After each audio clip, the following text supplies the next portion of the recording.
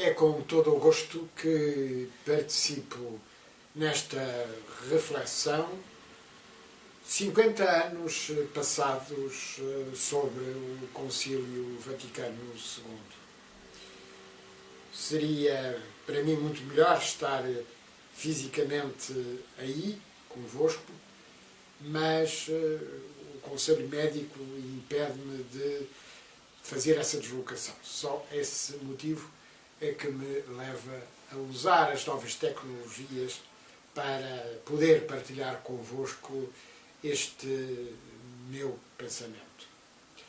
Falar dos 50 anos do Concílio Vaticano II neste ano da fé é falar da necessidade que a Igreja tem de se adequar relativamente aos tempos modernos. A intuição profética de João 23, quando convocou o concílio, foi absolutamente extraordinária, uma vez que compreendeu exatamente que estava fechado um ciclo, estava fechado um tempo e era indispensável abrir horizontes. Usou uma imagem, a imagem de abrir as janelas sem medo das correntes de ar e, simultaneamente, essa metáfora significava fundamentalmente que hoje não poderíamos já pensar numa igreja eurocêntrica, numa igreja fechada sobre si mesma. De facto, os anos que se seguiram ao concílio, apesar de todas as dúvidas, de todas as incertezas, vieram claramente confirmar que essa intuição profética estava correta. Era, de facto, indispensável uma releitura do Evangelho à luz da cultura contemporânea. Daí a noção de sinais dos tempos. Eu já o tenho salientado em várias circunstâncias, hoje eu não vou abundar muito nesse tema, mas vou apenas recordar dois factos. O primeiro, a circunstância de o concílio, naquilo que lhe é proposto por João 23, dever refletir sobre essa relação da Igreja com o mundo contemporâneo. E a segunda nota, as resistências que foram sentidas por parte dos padres do concílio relativamente ao equacionar desse tema. Ele começou por ser o esquema 17, depois veio a ser o esquema 13, mas a verdade é que a chegada à Constituição Pastoral Gaudium et Spes levou um caminho longo e obrigou a muitas diligências, designadamente diligências diretas do próprio Papa. E é por isso que eu tantas vezes tenho recordado a importância da encíclica Pacem in Terris, a que hoje ainda voltarei, uma vez que poucos meses antes da morte do Papa, a apresentação desta encíclica absolutamente inovadora, dirigida aos homens e mulheres de boa vontade, teve um papel crucial relativamente ao concílio. Se dúvidas havia no início relativamente a aprovar esse documento que veio a ser a Constituição Pastoral Gaudium et Spes, o certo é que depois da Pacem in Terris a dúvida deixou de existir, deixou de poder existir, uma vez que foi o próprio Papa que obrigou os padres do concílio a pronunciarem-se sobre esse tema dos sinais dos tempos. Sinais dos tempos numa dupla acessão. Sinais dos tempos como sinais de Deus na relação com os homens, mas simultaneamente sinais dos homens na sua relação com Deus. Esta semana é uma semana particularmente propícia, uma vez que sabemos que no próximo ano teremos a canonização de João XXIII e de João Paulo II.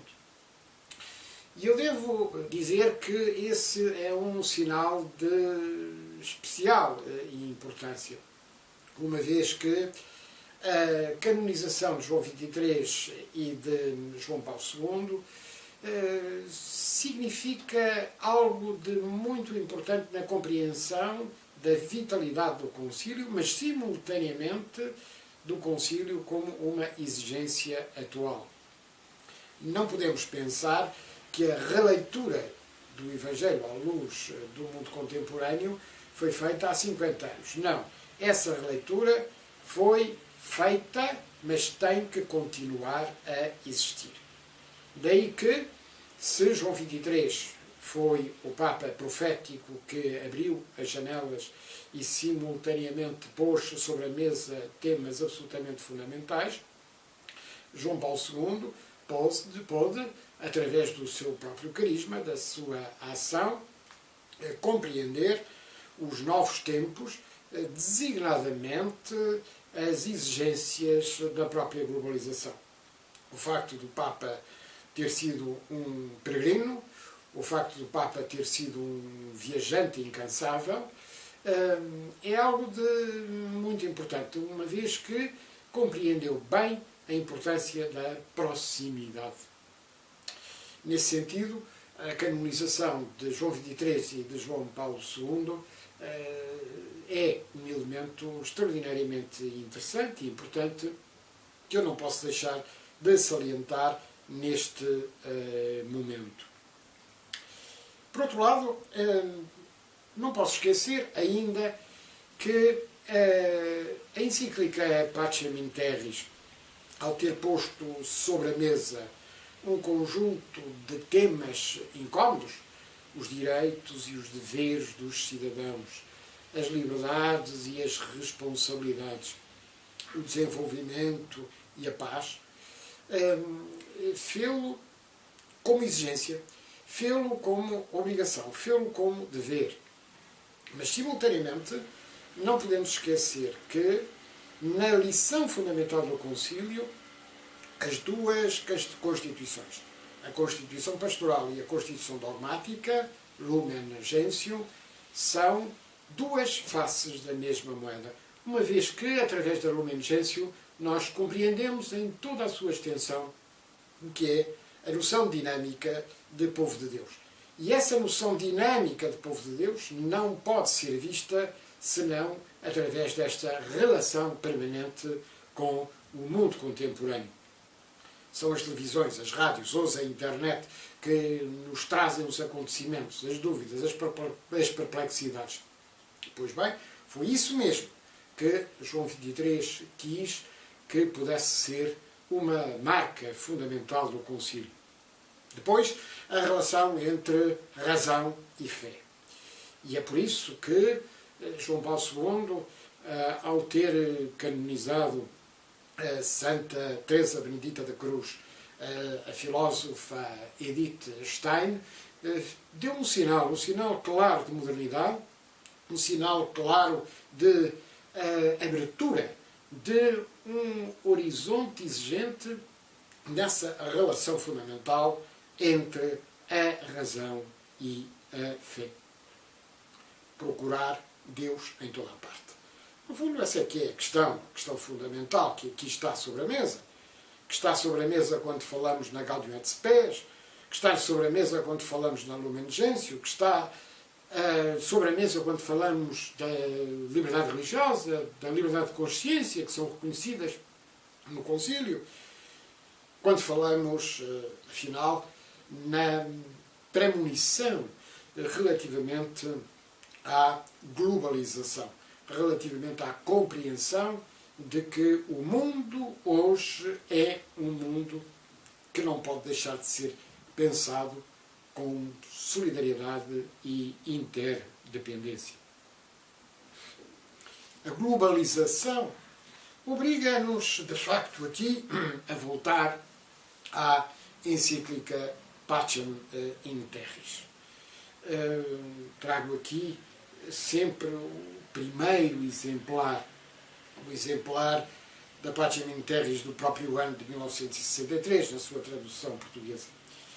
E ao abrir, ao acaso, não posso deixar de referir um apelo que hoje está atualíssimo, infelizmente, perante as ameaças de guerra. A deficiente organização atual da comunidade política para uma noção de bem comum universal. Esta deficiente organização da comunidade política para a realização de um bem comum universal constitui uma constatação absolutamente fundamental. No fundo, em síntese, precisamos compreender os sinais dos tempos nas acessões que referi. Entender os direitos e os deveres das pessoas, as responsabilidades. Construir a paz através da justiça, numa sociedade que seja uma sociedade livre e responsável, mas também mais justa e igualitária. Combater as desigualdades, realizar a paz entre as nações, a partir também da paz entre as religiões. As lições da crise atual têm que estar bem presentes no nosso espírito. Esta crise é uma crise muito profunda, é uma crise que gera injustiças gravíssimas. Pessoas que estão ao nosso lado em sociedades desenvolvidas, mediamente desenvolvidas ou subdesenvolvidas, são vítimas de injustiça. E nós não podemos ficar indiferentes relativamente a essa situação.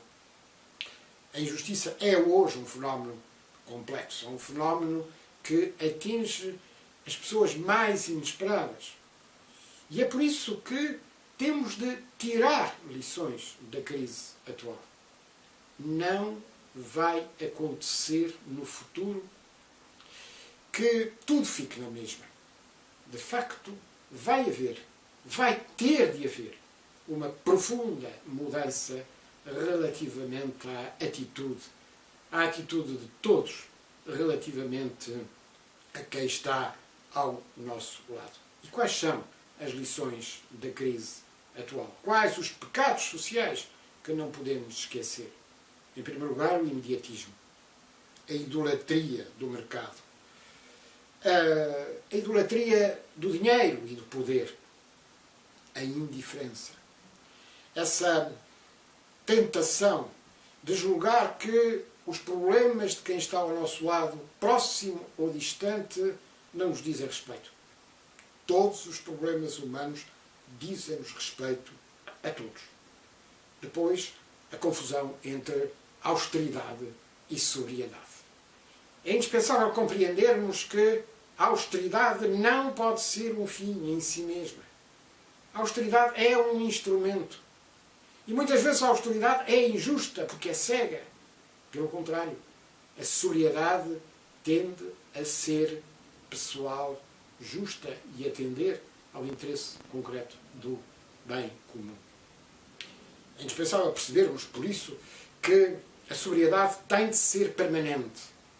E a austeridade, essa austeridade momentânea, é perigosa. Daí ser absolutamente fundamental percebermos que a grande lição relativamente a esta crise é podermos dizer, no fundo, que a sobriedade tem de ficar, a atenção, o cuidado relativamente aos outros tem que tornar-se a regra. Bento XVI disse na Caritas in Veritate que não podemos tolerar o escândalo da injustiça.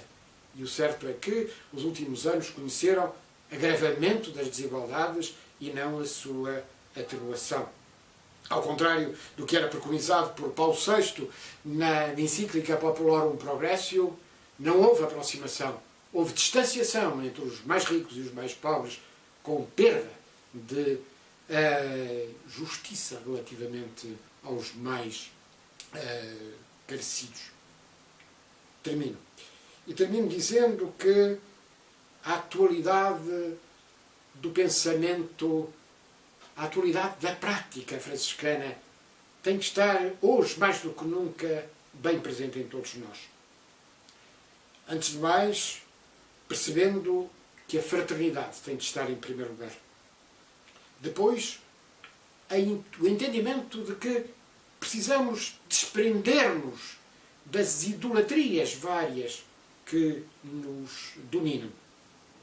Garantir a proximidade, a subsidiariedade e, sobretudo, pôr em primeiro lugar a pessoa humana e a realização do bem comum. A dignidade da pessoa humana tem de estar em primeiro